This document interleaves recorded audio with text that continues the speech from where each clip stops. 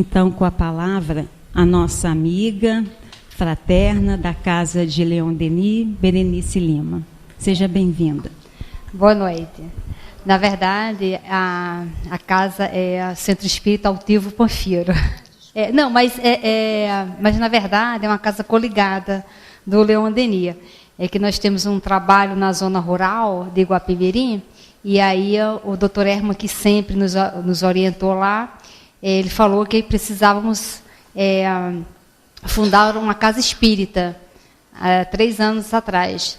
E aí nós perguntamos se poderíamos homenagear Altivo, você conheceu Altivo, né? Não santificando, mas homenageando o grande trabalhador que ele foi e que ele é ainda no mundo espiritual. Então ficou Centro Espírita Altivo Panfiro, mas é uma casa coligada do Centro Espírita Leon Denis. Boa noite. Que cada um sinta a presença do seu amigo espiritual, que juntos, cada um individualmente também, sinta a presença, as vibrações dos amigos espirituais da casa, que eles apostam muito em nós, eles nos conhecem hoje muito mais do que nós nos conhecemos. Eles acessam o nosso passado que nós não acessamos. Mas mesmo assim, eles confiam em nós, apostam em nós, querem nos ajudar. Então, estar na casa espírita, trabalhando, estudando, agora juntos, é o melhor mecanismo que nós temos para estar em contato com esses amigos. Então, que cada um aproveite muito o momento que está aqui na casa espírita. O tema de hoje é fantástico. É uma pergunta. E cada um vai fazer uma reflexão e responder mentalmente. Preparados? Então responda mentalmente. Como está a sua reencarnação? Se cada um de nós tivesse que responder em 23 linhas, quem assiste meu programa já sabe, tem que responder em 23 linhas. Porque quando a gente aprende a responder o politicamente correto, aí a gente responde tudo bonitinho, mas a gente não raciocina. E o que a doutrina espírita traz para a gente o tempo inteiro? Raciocine, pense. Tanto que a fé tem que ser raciocinada. Então, eles falam o quê? Gente, vamos pensar. Vamos raciocinar. A própria metodologia das perguntas só faz pergunta porque a resposta vai exigir o quê? Raciocínio, reflexão. Então, é isso. A gente tem que pensar. E temos que responder. E para responder tem que ser em 23 linhas. Porque quando a gente responde prontamente... E nós espíritas, nós gostamos muito de abranger tudo, né? Quando se fala assim, o que é Deus para você? Ah, Deus é amor. Sim, mas me conta uma experiência sua com Ele. Fala em 23 linhas. Aí a gente não sabe. Mas de que mesmo você está falando? Então, se Eurípides chegasse aqui agora, desse uma folhinha para cada um e falasse, escreva aí, como está a sua reencarnação? O que você responderia? Esse você eu também estou me incluindo. Eu estou colocando você só para ficar de impacto na nossa mente. Então, o que você acha da sua reencarnação? Você acha que tem alguma coisa errada? Você acha que teve algum equívoco, que não é bem assim, porque não é possível que tenha sido bem assim o seu planejamento reencarnatório? Ponto. Vamos agora para Jesus. Jesus, a primeira fala de público de Jesus é quando João Batista estava batizando lá no Rio. Jesus foi até lá para ser batizado, para se fazer cumprir uma profecia, né? Quando Jesus chega lá, o que o João Batista fala?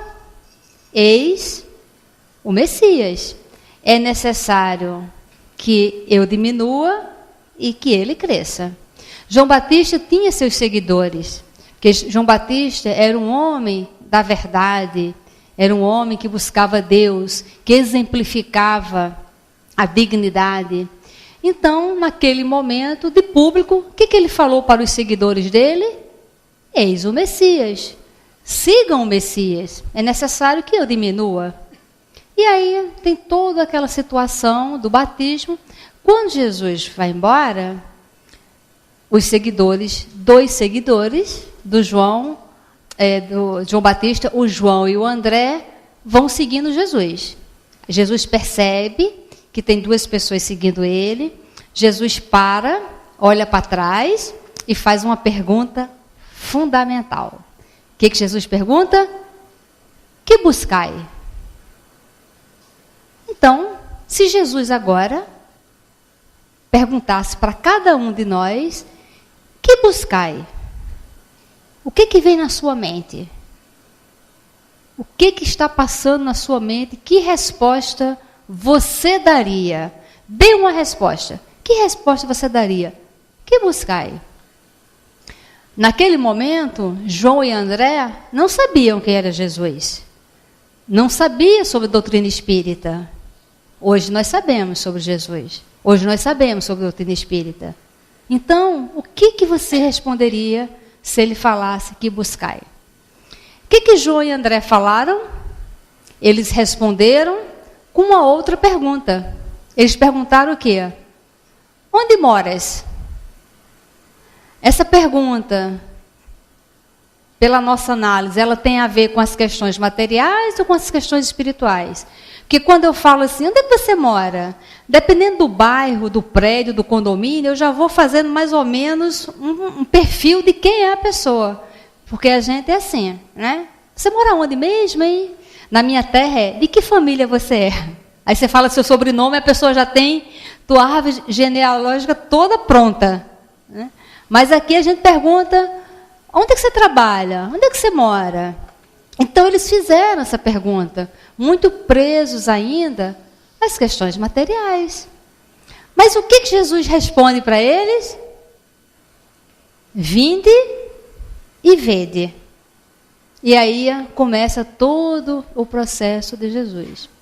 Então nós precisamos saber o que nós buscamos.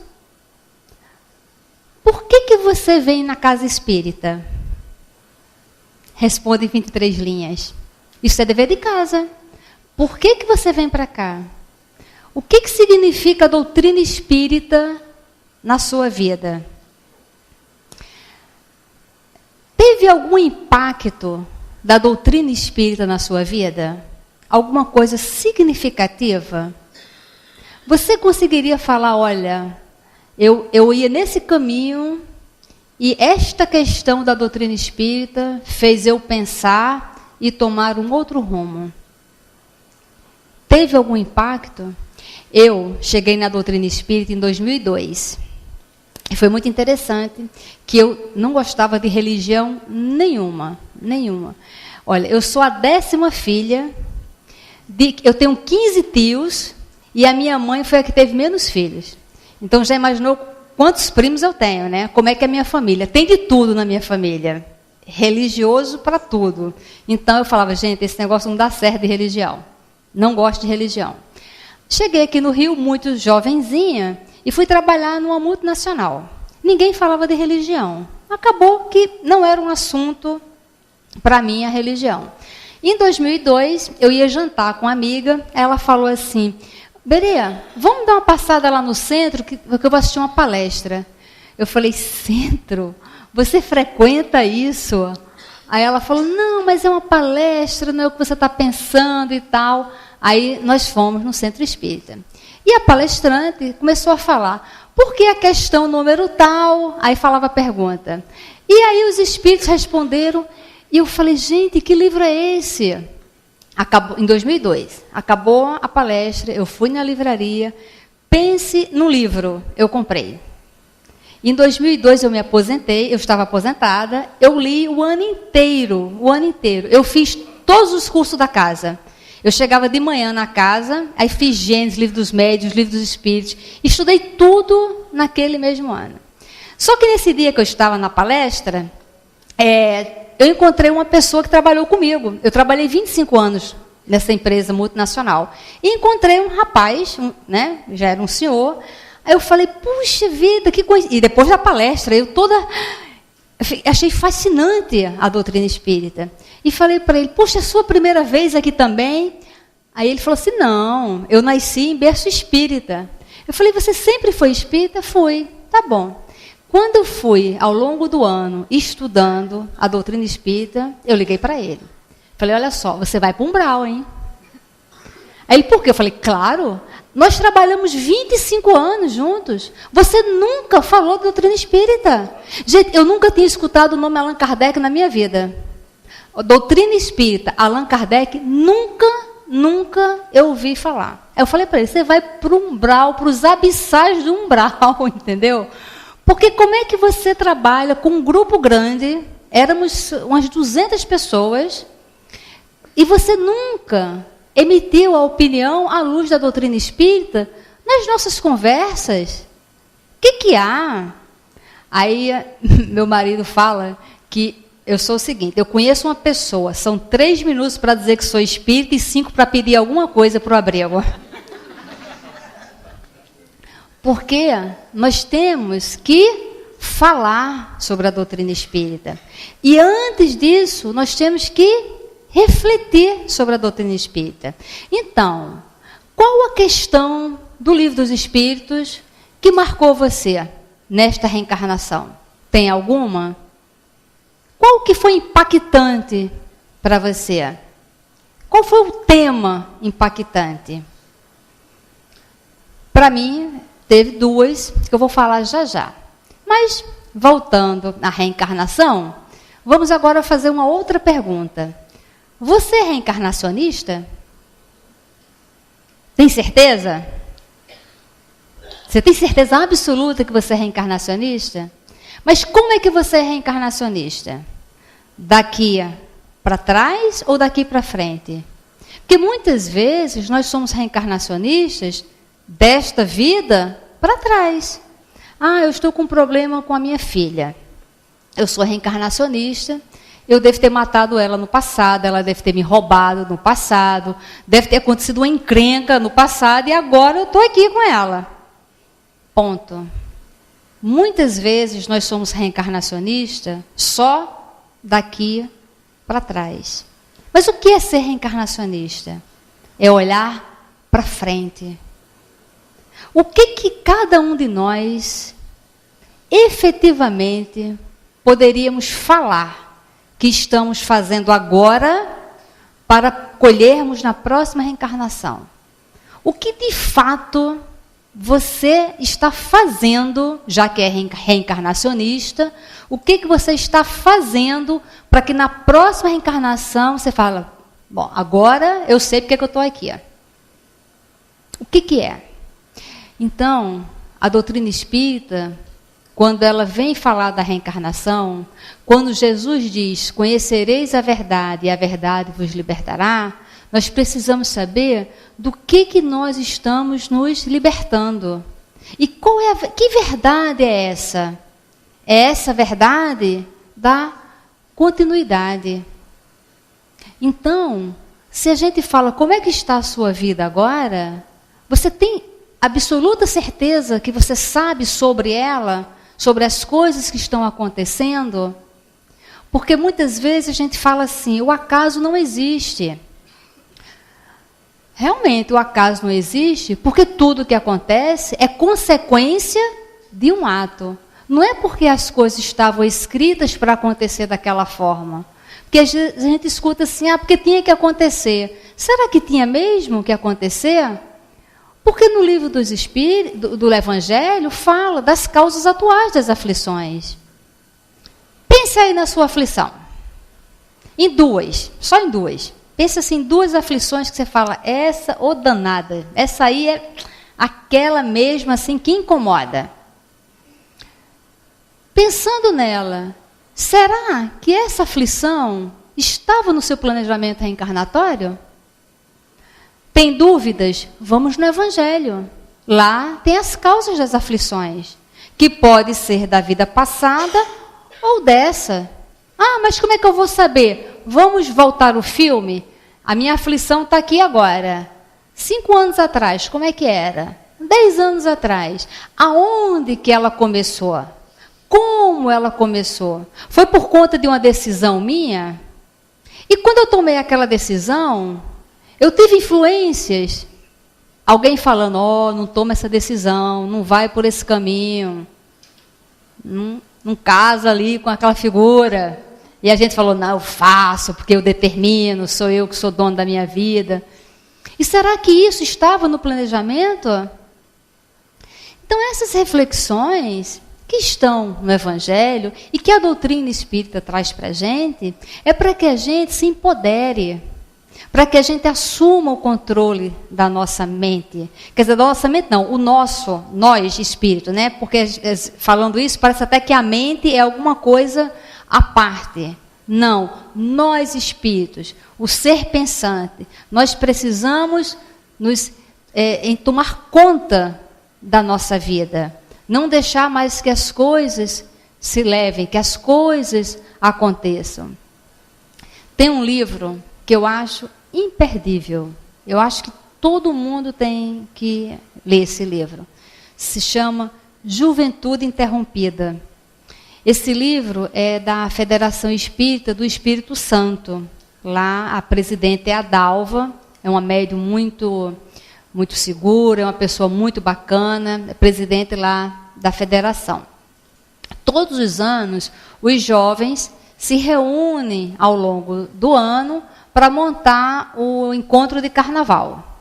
E, uns 3 anos atrás, eles resolveram, no encontro, falar sobre drogas, sobre tudo que faz o jovem se precipitar e desencarnar.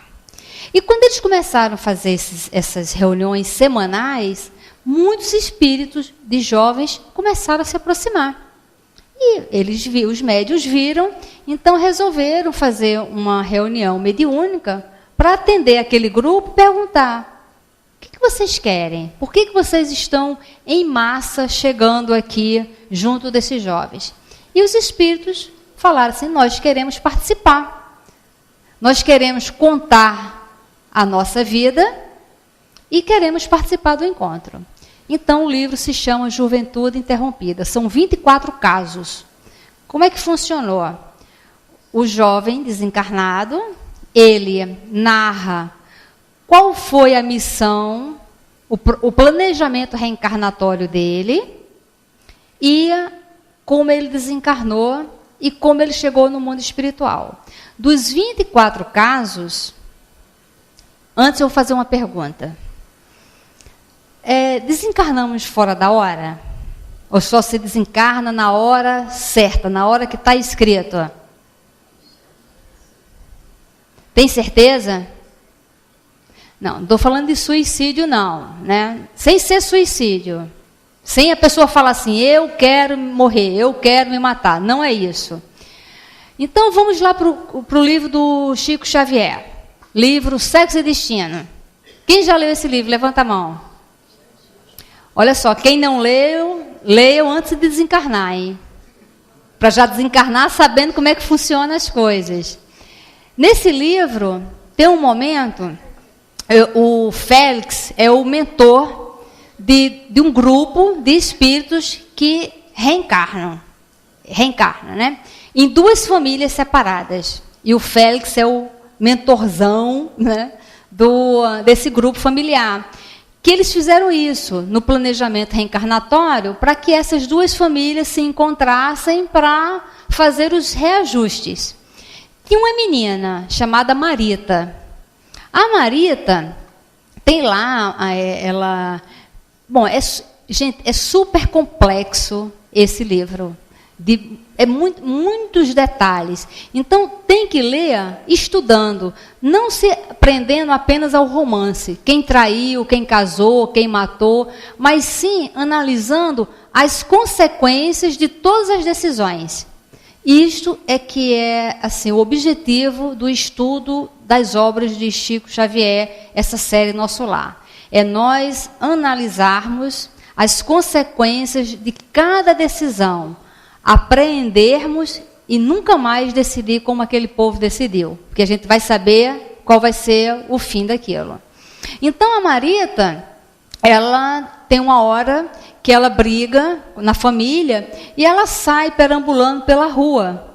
Eu não sei se era Flamengo ou se era Copacabana, mas ela saiu assim, sem destino, andando Copacabana, né?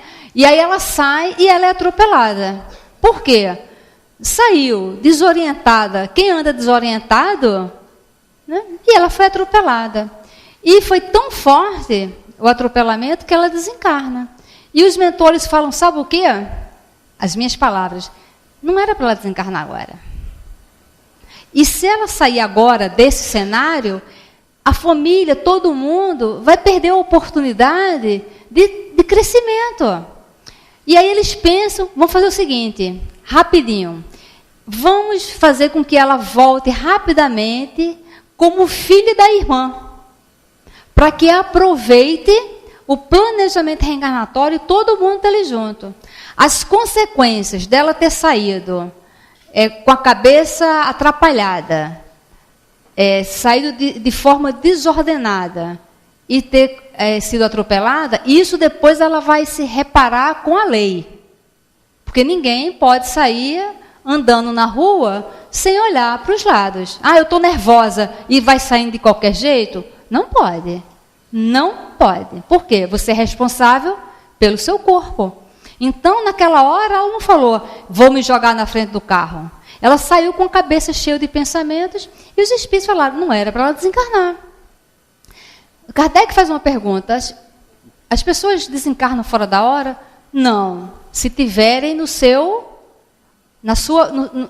comprometimento e fazendo as coisinhas organizadas.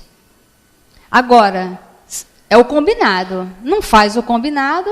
Então, esses jovens, são 24 casos. Só um desencarnou porque realmente era necessário desencarnar jovem.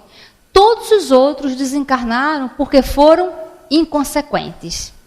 Aí cada um tem lá o seu motivo. Um outro livro, os Missionários da Luz, na hora que estão fazendo o planejamento reencarnatório de Sigismundo, tem um senhor que vai reencarnar e o mentor fala para ele, olha, não me apareça aqui antes de 70 anos.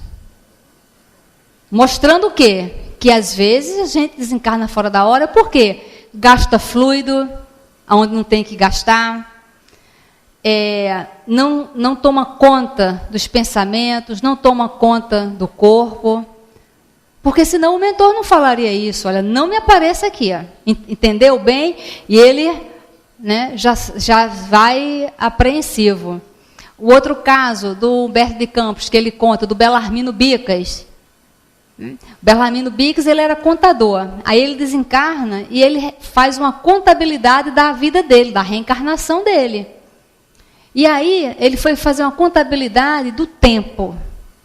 Gente, todo mundo tem que ler esse caso. Coloca Belarmino Bicas na internet, que já tem ele prontinho lá com a contabilidade. Aí ele foi, por exemplo, o estresse dele com o cara que entregava leite.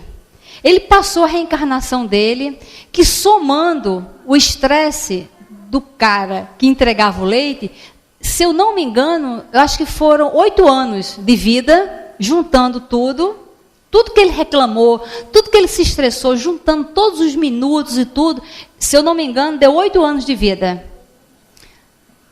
Um cara que entregava leite na casa dele, porque ele pedia para o camarada colocar o leite do lado esquerdo da porta, né? Na cabeça dele, ele abria a porta, o lado esquerdo, ele pegava o leite e botava para dentro. Só que o cara vinha andando de lá para cá, a esquerda do cara era daqui. Aí o cara colocava o leite aqui. De manhã cedo, ele acordava e falava, eu tenho certeza que aquele camarada, só para me provocar, vai deixar o leite do outro lado. E quando ele ia dormir, eu tenho certeza que amanhã aquele camarada, só para me provocar, e quando ele abria a porta, tá vendo? Ele bota do lado errado. E aí ele foi contabilizando o tempo que ele reclamou do leiteiro, o tempo que ele reclamou do trânsito. ele tinha rusga com a nora. Aí ele fez um levantamento. Quando ele juntou o tempo todo que ele falou mal da nora, gastando fluido. Então ele viu que ele passou uma reencarnação inteira gastando tanto fluido com tanta bobagem. Então, se nós tivéssemos que fazer uma contabilidade da nossa reencarnação, como é que seria essa contabilidade? Por exemplo, hoje, só hoje, da hora que nós acordamos até agora, quantas vezes mentalmente você conversou com Eurípides? Não vou nem falar Jesus. Com o seu mentor. Só hoje. Quantas vezes você ou estava dirigindo, ou estava no ônibus, ou estava fazendo uma comida. Ah, professor Eurípides, me ajuda, está tão difícil. Quantas vezes? Agora, hoje, de manhã até agora, quantas conversas você teve, conversas mentais, com pessoas desagradáveis? Aí inclui nora, sogra, chefe, vizinho, porteiro, né? Aí a gente vai tendo aquelas conversas, e a gente conversa muito. Então, a quantidade de pessoas desagradáveis que habitam a nossa mente, porque a gente convida, são inúmeras. Saber sobre a reencarnação, a gente tem que pensar sobre isso. Porque na próxima reencarnação, nós vamos estar no seio familiar das pessoas que a gente mais pensa. Então, hoje, se a gente tivesse que fazer o planejamento reencarnatório para a próxima vida, hoje o professor Eurípides chegasse aqui, minha filha, quem você mais pensou hoje é quem vai ser sua mãe na próxima reencarnação. Claro, quanto mais a gente pensa em alguém, mais a gente se aproxima dessa pessoa, mais os laços se estreitam. Não faz sentido? Vamos estudar sobre magnetismo. Vamos estudar sobre planejamento reencarnatório. Então, nós precisamos saber o que a gente pensa, o que nós queremos, como é que está a nossa vida agora, como é que nós estamos administrando a nossa vida agora, mas pensando sempre o resultado disso na frente. Como é que vai saber? Eu tenho uma amiga que ela fala assim, poxa, eu sempre dou um texto para ela, da Joana, do Elmano, ela falou, você fica dando esse texto, esse povo que você diz que é benfeitor, que é isso e aquilo, é porque não mora lá em casa. Eu queria ver se morasse lá em casa, 24 horas, se ele ia escrever essas belezuras todas que estão aqui. Só que esses benfeitores, eles escrevem sobre o que passou com eles. Eles escrevem das experiências dele.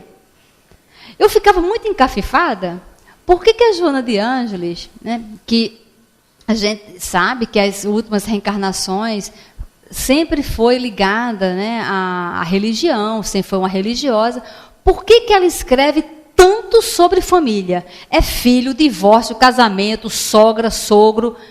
Gente, ela escreve demais sobre isso, sobre família.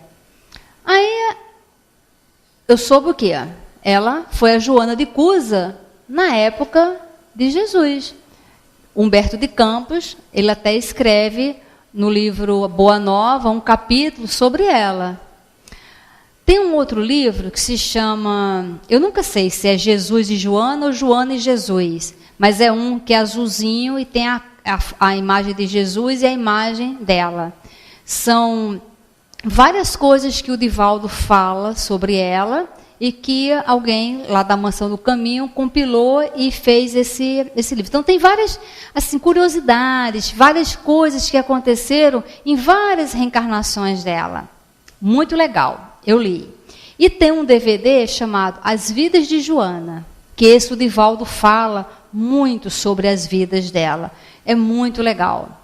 E aí, o que acontece? Lá na época de Jesus, a Joana de Cusa, que era a Joana de Ângeles de hoje, né, o mesmo espírito, ela era casada com um homem muito bem posicionado na sociedade e na política. Lembrando que naquela época, Roma era a coisa mais importante, era o poder absoluto que existia na Terra. Nada tinha mais poder, mais força, mais riqueza do que Roma. E o marido dela era um dos tops. E ela era uma romana. Ela tinha lá seus 2 filhos e tinha seus escravos e morava. E ela tinha uma vida muito entediada. Por isso que ela escreve tanto sobre família. E aí, ela tinha uma escrava, a Ana, e a Ana era seguidora de Jesus. E a Ana, quando chegava em casa, falava para a Joana. E a Joana começou a perguntar mais sobre Jesus. Foi muito interessante que teve um dia que a Joana de Cusa foi procurar Jesus. E aí ela chegou para Jesus, mais ou menos, né? E falou assim: Jesus, entendi tudo. Já entendi a sua proposta. E olha só, estou largando tudo para te seguir. Por quê? Jesus chamava as pessoas para seguir ele, né? Para o Emmanuel, o que ele falou para o Emmanuel? Vem. Aí o Emmanuel, no livro Há 2000 anos, nesse mesmo período, Emmanuel olhou para Roma, olhou para Jesus e optou por Roma. Naquela reencarnação, ele optou pelo poder. E ele mesmo diz que foram 3 minutos de conversa para ele decidir e tantos séculos de atraso. Por isso que ele fala tanto sobre decisão, tanto sobre visão da próxima reencarnação. Por isso que ele fala tanto para que a gente assuma as rédeas da nossa reencarnação. Por quê? Porque ele já passou por isso. Por isso que esses espíritos vêm falando essas mensagens. Aí, a Joana de Anjos já sabia como é que Jesus funcionava, né? O jovem rico chegou para Jesus e falou o quê? Fez uma pergunta fundamental. Mestre, como é que a gente faz aí para entrar nesse reino? Para adquirir a plenitude, para ser feliz? Aí o que Jesus falou? Meu filho, é não roubar, não matar. Aí ele falou, não, isso aí eu já faço. É mesmo? Então faz o seguinte, para você, vende tudo, dá para os pobres e vem. E segue. O que o rapaz falou? Não, isso não dá. Aí para os apóstolos ele passava, vem, me segue, deixa tudo, me segue. Aí Joana, já sabendo isso tudo, chegou para ele, Senhor, entendi a sua proposta. Estou largando tudo para te seguir. Mas o que Jesus fala para ela? Você quer me seguir? Quero. Então me siga dentro da sua casa. Volte para a sua casa e me siga lá. Aí aquela hora, Joana de Cusa percebeu o quê? Ela não estava buscando Jesus. Ela estava fugindo da vida dela. A vida dela era um tédio. Ela não era respeitada pelo marido. Ela vivia numa sociedade machista. Não era respeitada dentro de casa. E vivia num conflito familiar muito grande. Por isso que ela escreve tanto sobre família. E aí ela volta para casa. E aí o Divaldo fala que ela pensou e ela fez uma identificação só dos pontos positivos dos familiares, né? Do marido, do filho, não sei mais quem morava lá. E a partir daquele momento ela focou apenas nas qualidades de cada um. Então ela começou realmente a seguir Jesus dentro da casa dela. E aí, em um determinado momento, que ela vai ouvir as pregações, já está na época onde os cristãos são levados para a arena, para serem queimados e comidos pelos leões, e como ela estava vestida de escrava, ela foi junto, ela e um dos filhos dela, né? E aí, naquele momento que ela estava ali na arena para ser queimada, o filho dela fala, mãe, abjura, nega Jesus, fala que você é romana, fala que você não é cristã, para que a gente não morra queimada. E o que ela fala para ele? Meu filho, não dá para negar. O que é a vida? Não dá para negar. Naquele momento, ela tinha entendido tudo. Inclusive que aquele filho, antes de ser filho dela, é filho de Deus. Então, naquele momento, ela fala, meu filho, não dá para negar. E aí o carrasco que estava lá para queimá-la, fala o que para ela? Esse teu mestre só ensina a morrer? E ela diz, não só me ensina a morrer, como também a te amar. Então, naquele momento, ela realmente entendeu a proposta de Jesus. Então, a questão, quando a gente vai ver na reencarnação, e que muitas vezes nós estamos em conflitos familiares, não é nada diferente de 1900, de 1800, de 1300, de 2000 anos atrás. Por isso que ela escreve tanto sobre conflito. Por isso que ela fortalece tanto, porque ela entende não só o conflito, mas como os entrelaçamentos dos espíritos. Por que a gente está nessa família? Por que nós estamos nessa situação? Eu tenho uma amiga que ela mora, é de uma família que ninguém fala com ninguém. Ninguém se entende. Os irmãos são todos intrigados, os pais com os filhos, os pais entre eles. É uma confusão e ninguém se entende. E são inimigos. Eram inimigos. Aí, na época, ela foi conversar com o altivo. O doutor Erma, que na época era o mentor do altivo, né, deu uma orientação espiritual. Porque nós espíritos falamos o que sempre? Quando a casa está bagunçada, quando ninguém se entende na casa, todo mundo fala o quê? Fomos inimigos. Aí eu falei, caramba, vocês foram assim guerreiros de tribos distintas e assim. E aí, sabe qual foi a orientação? Eles não eram inimigos, eles eram espíritos desconhecidos.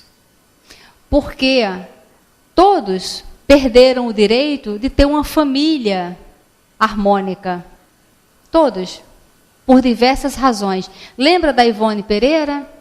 Que cometeu suicídio em várias reencarnações. Por conta disso, ela sempre reencarnava no núcleo de uma família espiritual. Né? Sempre aquele núcleo daqueles espíritos, aquela família espiritual mesmo. Mas pelo fato dela ter cometido suicídio, ter desrespeitado o amor que as pessoas devotavam a ela, quando ela reencarna como Ivone aqui no Brasil, ela reencarna com os pais que não tinham ligação com ela. Por quê? Porque ela perdeu o direito daquela família espiritual que tinha tanto amor por ela. Por que ela perdeu o direito? Porque quando a gente desdenha alguma coisa, se perde o direito. É castigo? Não. É consequência. Por isso que nós temos que honrar pai e mãe. Por isso que nós temos que agradecer os amigos. Por isso que nós temos que conquistar amigos. A gente precisa fazer esse movimento de amor. Nós somos, de um modo geral, nós somos muito econômicos na hora de amar. Na hora de fazer declarações, nós somos de uma economia assim, e nós esbanjamos muito grosseria. Com a facilidade assim. Por quê?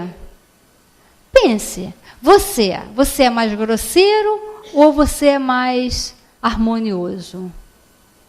E se você for mais grosseiro, por quê? Em 23 linhas. Justifique por que você faz tanta grosseria. Para quê? Qual é o objetivo? O que você acha que vai acontecer na próxima reencarnação? Você sendo uma pessoa grosseira, brigando no trânsito, briga com o porteiro, briga com criança.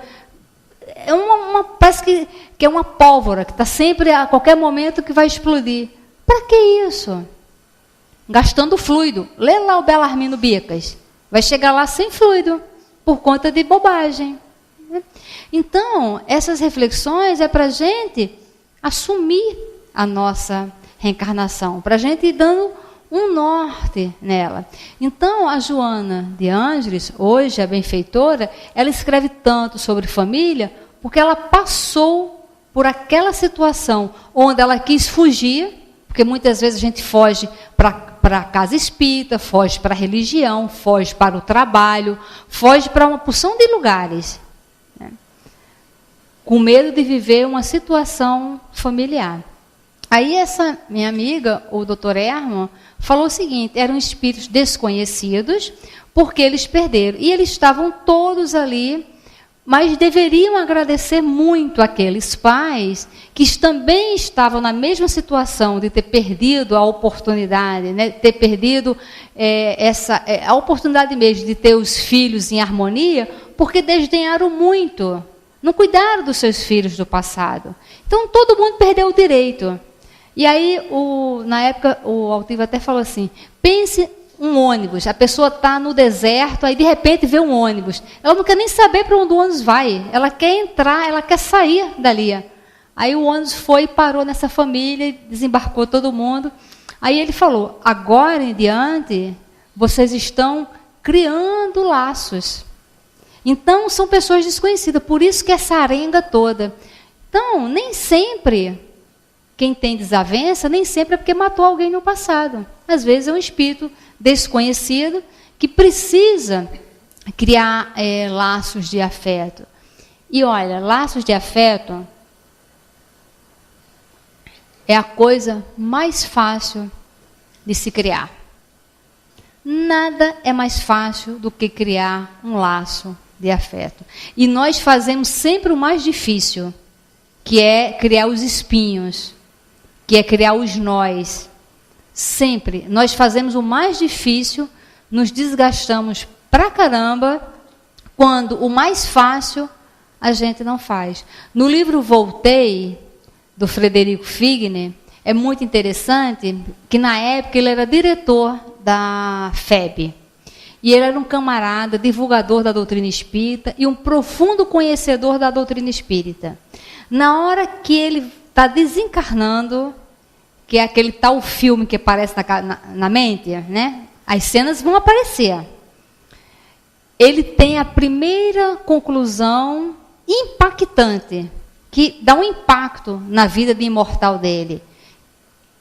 Que ele faz uma exclamação. Quando ele vê o filme, ele fala: meu Deus, eu deveria ter sido mais carinhoso com as pessoas, mais atencioso com as pessoas.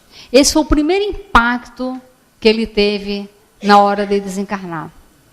Então, se nós hoje desencarnássemos, depois da palestra, para a gente fechar o raciocínio, não desencarnem antes, não.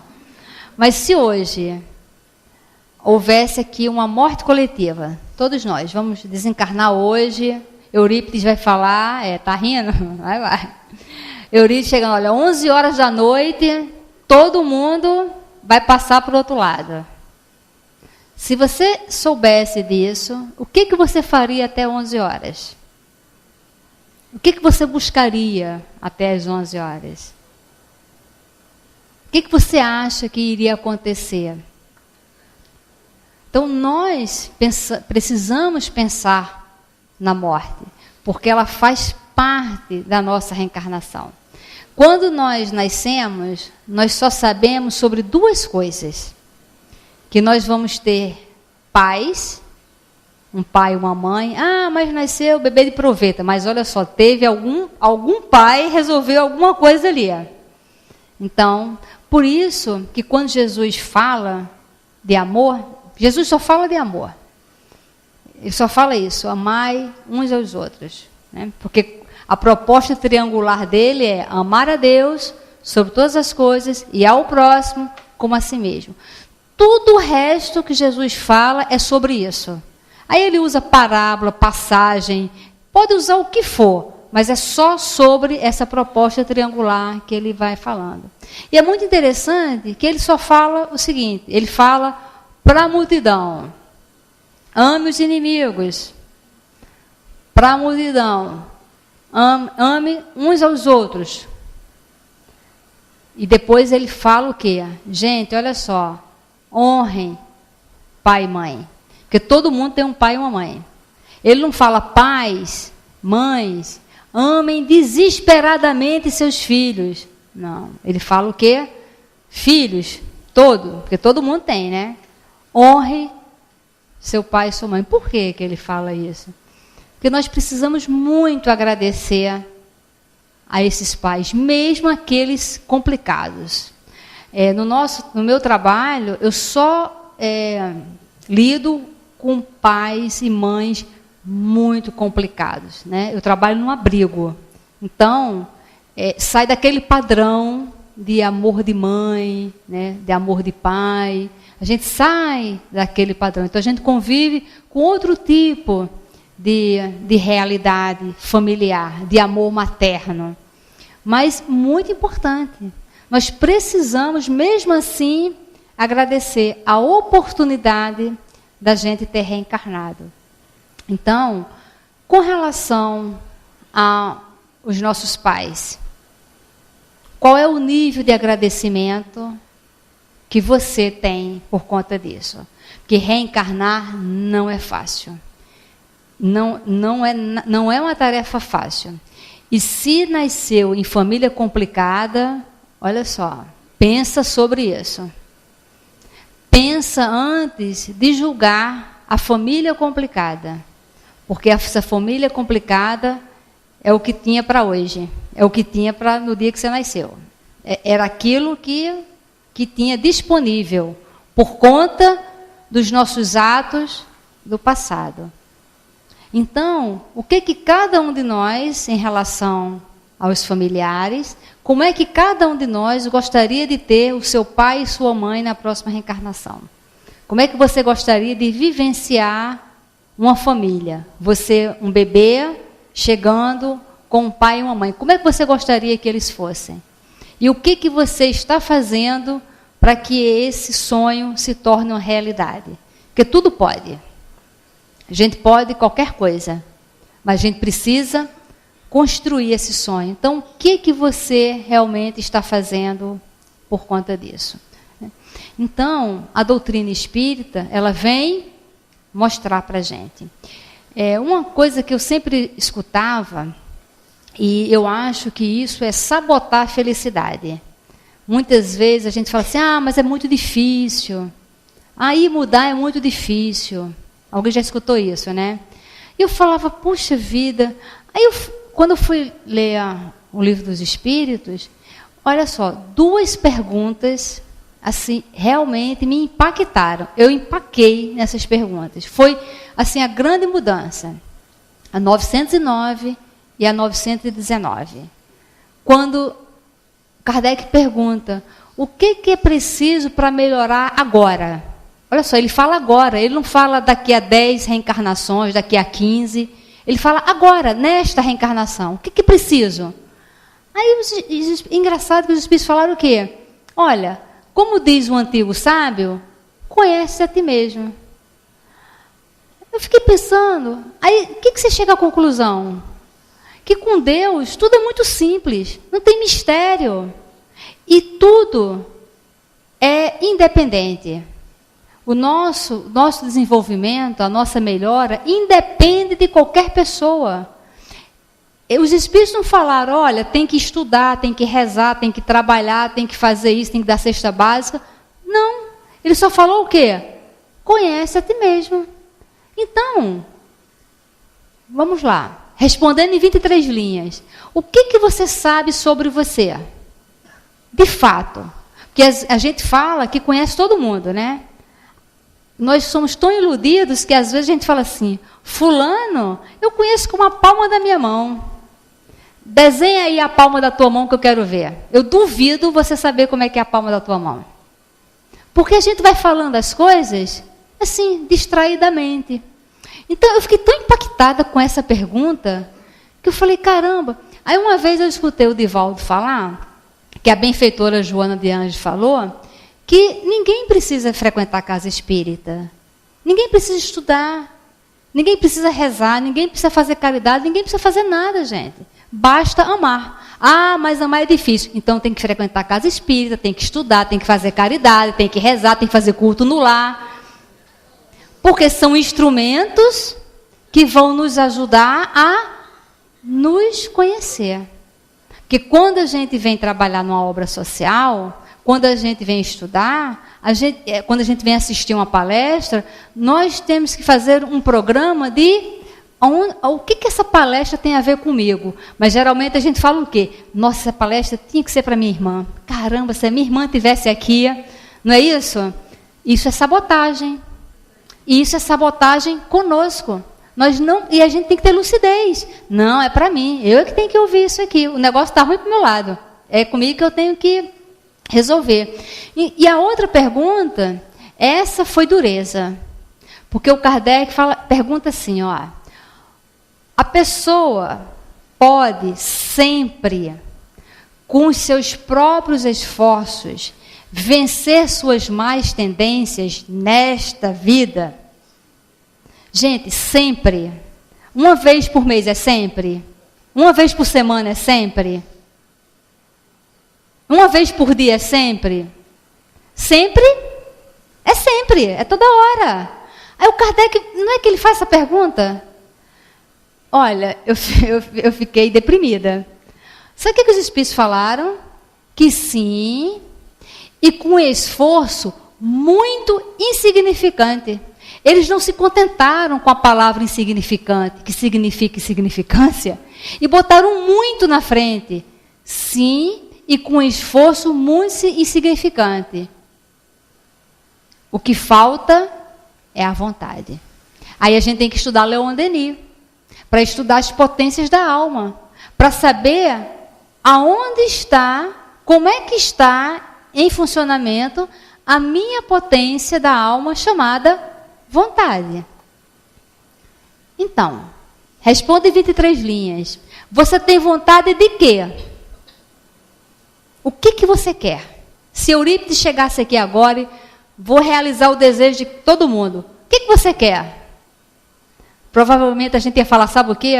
Ai, vai perguntando aos outros, deixa eu para o final. Porque a gente não sabe o que quer. O que você quer? O que você pediu na sua prece desse ano, tá? Da primeira semana de janeiro.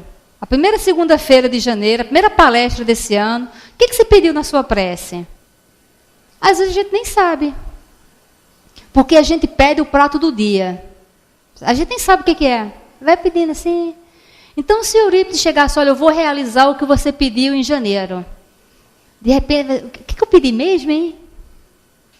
Então, nós precisamos saber sobre a nossa vontade. Você tem vontade de quê? O que você quer?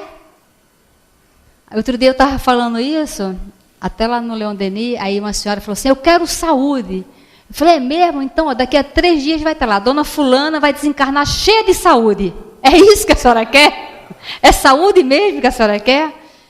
Então, o que você quer? Para que você quer? O que você vai fazer com isso que você quer? E nessa pergunta, quando os Espíritos respondem que sim, e com esforço muito significante, o que falta é a vontade, depois eu vou verificar se tem outras perguntas, outras respostas, que eles fazem interjeições. Eu não sei se tem. Porque eu percebi isso outro dia. Eles falam assim,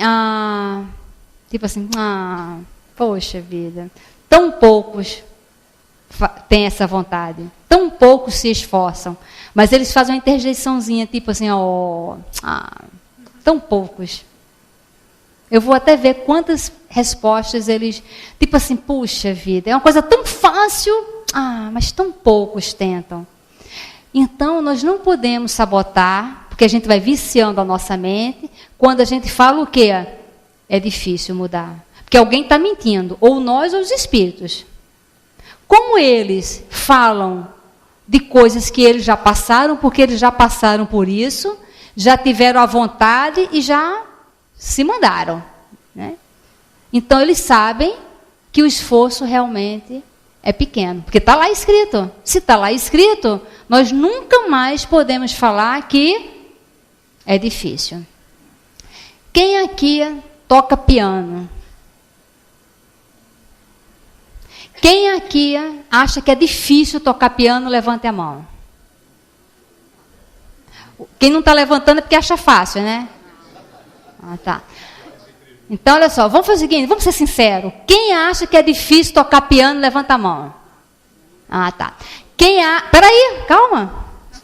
Quem acha que é difícil tocar piano e tentou por 2 anos, levanta a mão.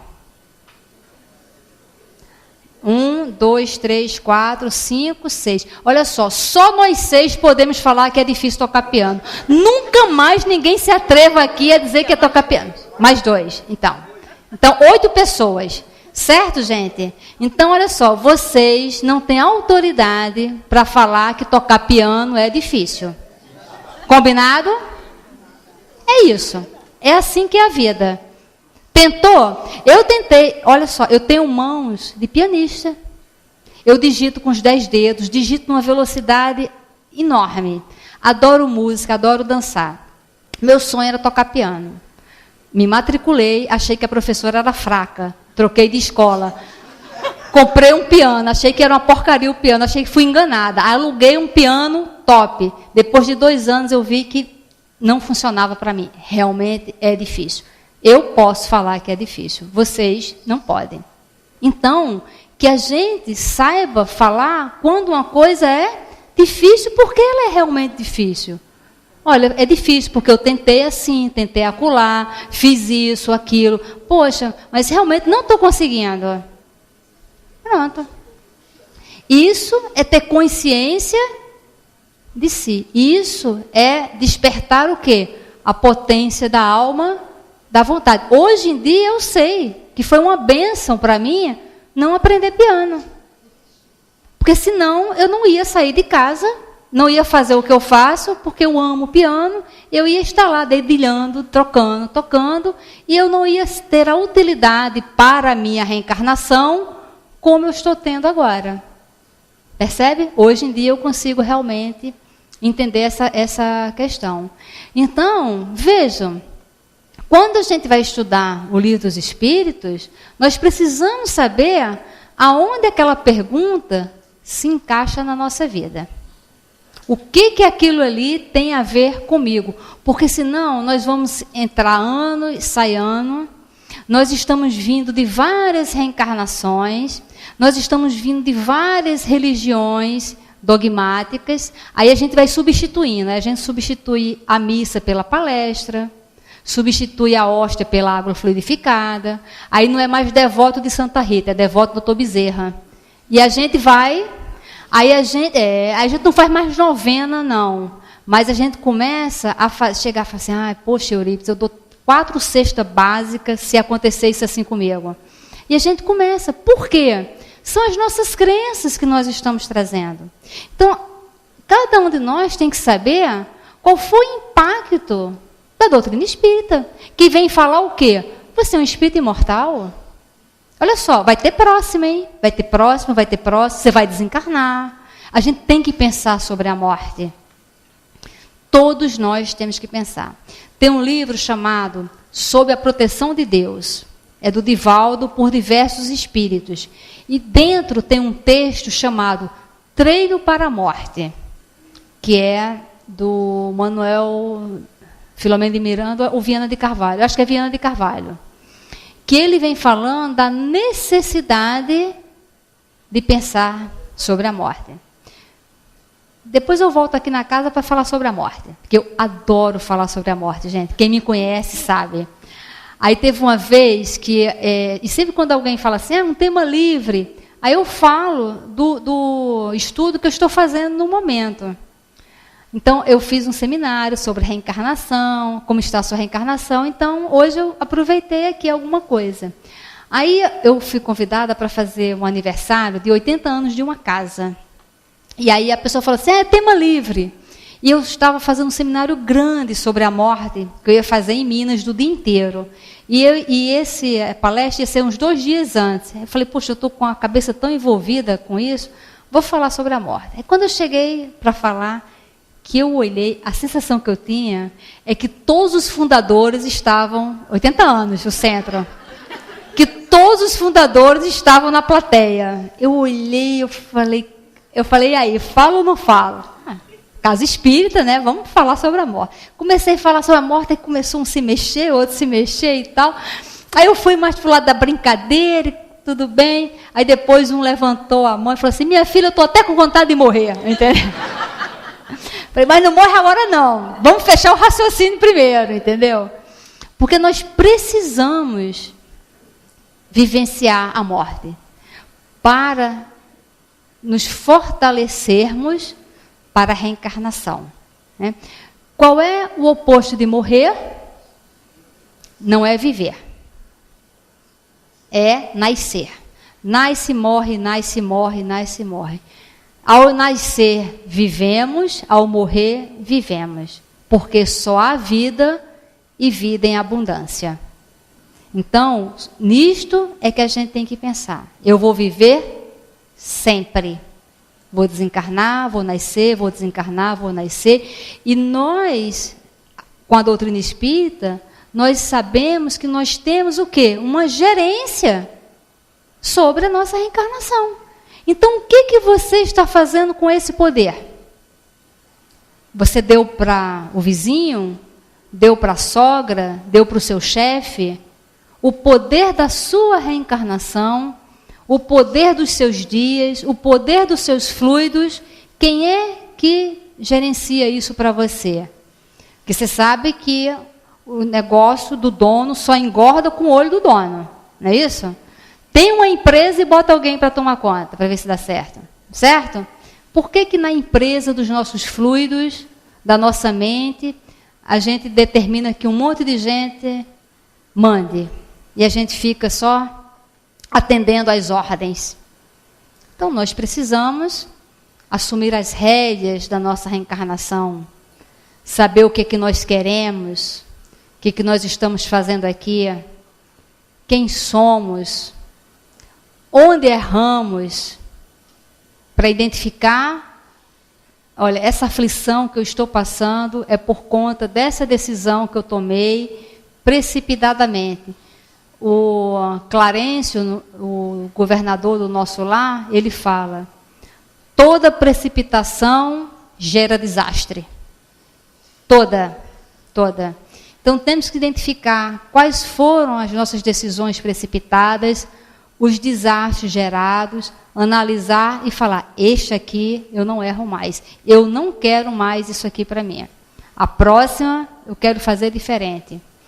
Então, vamos pensar que hoje cada um de nós faça essa reflexão. O que a doutrina espírita trouxe para você? Qual foi o impacto de saber sobre reencarnação fez na sua vida? Ela afetou as suas decisões? Ela afetou o caminho que você está traçando agora? O que você está investindo agora? O que essa informação da reencarnação está fazendo com cada um de nós? Muita paz.